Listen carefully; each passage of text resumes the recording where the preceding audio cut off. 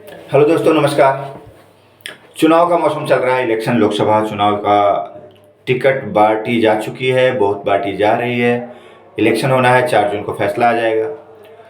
कुछ ये देखा जा रहा है, हर बार देखा जाता है, कोई नई चीज़ नहीं हो रही है कि बहुत सारे ऐसे कैंडिडेट को, ऐसे लोगों को टिकट दी जा रही है जो पब्लिक के बीच थोड़ा प्रचलित है ना। वो गाने के माध्यम से, डांस के माध्यम से, एक्टिंग के माध्यम से। कुछ विशेष लोग बहुत अच्छा काम किए हैं अपने फील्ड में, पढ़ाई लिखाई के मैटर पे, पुराने अधिकारी रहे हैं या सोशल सर्विस अच्छा किए हैं, ये सारे ऐसे बहुत सारे लोग रहे हैं। लेकिन बहुत सारे ऐसे भी कैंडिडेट हैं जिन्हें संसदीय कोई कार्य प्रणाली के बारे में पता नहीं है। कौन सा विधि देश के लिए अच्छा होगा ये नहीं पता है। इकोनॉमी किस ओर लेके जाया जाए, रोजगार के साधन कैसे बढ़ाए। ज़्यादातर लोग ऐसे बोलते हैं सरकारी नौकरी देंगे। अरे भाई, सरकारी नौकरी से ही पूरे देश को रोजगार नहीं दिया जा सकता है। पहली बात तो ये हमें समझना होगा, है ना। सरकारी नौकरी एक मशीनरी का पार्ट होता है, संचालन करने के लिए होता है। सारे डिपार्टमेंट की बात मैं नहीं कर रहा हूँ, कुछ डिपार्टमेंट की बात है जो प्रोडक्टिव है, कुछ डिपार्टमेंट जो है संचालन में लगे हुए हैं। मतलब रोजगार का अवसर बढ़े, इसके तरफ किसका ध्यान जा पा रहा है वो भी देखना पड़े। और बहुत सारे कैंडिडेट ऐसे हैं ना जिससे आप छोटे छोटे सवाल पूछ लेंगे, वो नहीं बता पाएंगे। तो भैया आप पार्लियामेंट में जहाँ पे कानून बनाई जाती है, विधायिका कहलाती है, देश के लिए बहुत सारी बिल पारित किए जाएंगे, पास किए जाएंगे। आप क्या करने जा रहे हैं कि आपके आला कमान, आपके आका जो आपके नेता होंगे वो बना के दे देंगे, भाई ताली बजाना है, वोटिंग दबाना है ना, यस करना है, नो करना है, बस यही करने के लिए जा रहे हैं। तो इस हिसाब से मैं सोच रहा हूँ, आप भी सोचिए ज़रा कि वाकई में डेमोक्रेसी की सही उपयोगिता हो रही है क्या।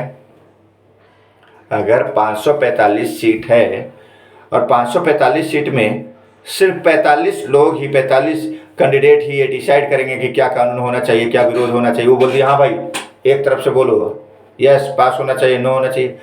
आपके पास तार्किक क्षमता नहीं है, आपके पास लॉजिकल क्षमता नहीं है किसी कानून को जानने का, देश के भविष्य को जानने के लिए हमारे लिए अपॉर्चुनिटी क्या है, हम रोजगार कैसे बढ़ाएंगे, हम शिक्षा के क्षेत्र में आगे कैसे बढ़ेंगे, हम आप पूरे विश्व से तुलना में कैसे कंपैरिजन करेंगे, हम आध्यात्मिक दृष्टिकोण से देश को कैसे आगे बढ़ाएंगे, हम सामाजिक दृष्टिकोण से कैसे बढ़ाएंगे, क्या हमारे लिए ये समझ अगर नहीं है तो हम यही ना करने जा रहे हैं कि भाई हमें पॉपुलैरिटी है लोगों के बीच, सब कोई मेरा गाना सुन के नाचते हैं, मेरा मतलब कि क्या कहते हैं कि डांस देख के झूमते हैं, चाहे हम थोड़ा खलनायक टाइप के हैं, इधर के ठेकेदार हैं, हम पैसा दे के जीत लेंगे। ऐसा भी हो रहा है, आपको भी पता है, मुझे भी पता है, सबको पता है।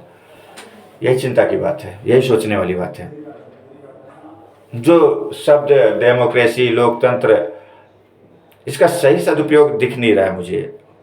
और ये नहीं इसी बार नहीं हो रहा है, बात इस बार मैं आपसे कर रहा हूँ और भी कई लोग बोल रहे हैं। इसका उपाय क्या हो सकता है।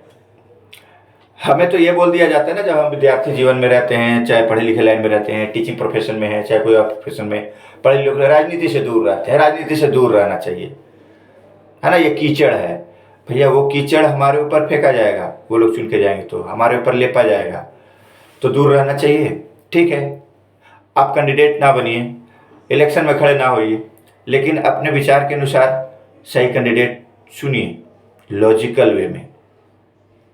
क्या हमारे लिए ज़रूरी है, क्यों ज़रूरी है, हमारी पुरानी संस्कृति की बात हो जाए, वर्तमान की संस्कृति की बात हो जाए, शांति व्यवस्था की बात हो जाए, प्रोग्रेस की बात हो जाए, सभी मापदंडों पे तौलिए। हर एक पार्टी का एक एजेंडा होता है, मैनिफेस्टो होता है। आपके एरिया के जो कैंडिडेट है, जो एमपी होंगे, उसका भी अपना मैनिफेस्टो होगा। कुछ बातें कीजिए उससे, देखिए कि वो क्या करने लायक है। कभी कभी ऐसा भी होता है, हमारे सामने धर्म संकट होता है, आपके सामने भी, कि हम किसी एक पार्टी की विचारधारा से बहुत सहमत रहते हैं, उसको वोट देना चाहते हैं, लेकिन हमारे एरिया में जिस कैंडिडेट को टिकट उन्होंने दे दिया, हम उससे सहमत, उसके कार्य प्रणाली, चाहे उसके लक्षण, उसके चरित्र और उसके गुंडागर्दी, बहुत सारी चीज़ से सहमत नहीं रहते। तो ये बहुत धर्म संकट वाली बातें हो जाती है। क्या करनी चाहिए ऐसे समय में। ऐसे समय में हमें क्या करना चाहिए, दूर का देखना चाहिए, सामने का देखना चाहिए, कॉम्प्रोमाइज़ करना चाहिए। अपने राय कमेंट में ज़रूर बताइए। और ये समय होता है सभी को जागरूक रहने का, हमें, आपको, सभी लोगों को। शिक्षित है हम, आप भी शिक्षित है, समाज भी शिक्षित है। जो शिक्षित नहीं उसको शिक्षित कीजिए, उनको समझाइए समझने से ही, समझाने से ही देश आगे बढ़ेगा। हमें क्या मतलब है ये बोल देने से किसी का भला नहीं होगा। अभी हो सकता है तात्कालिक रूप से हमारा कोई नुकसान ना हो, लेकिन भविष्यगामी नुकसान हो सकता है।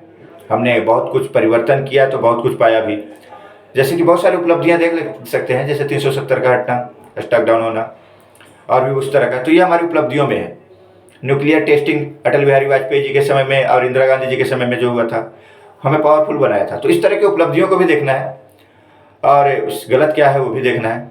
बाकी सोचना है, हमें पार्टिसिपेट करना है सबसे पहले। धन्यवाद।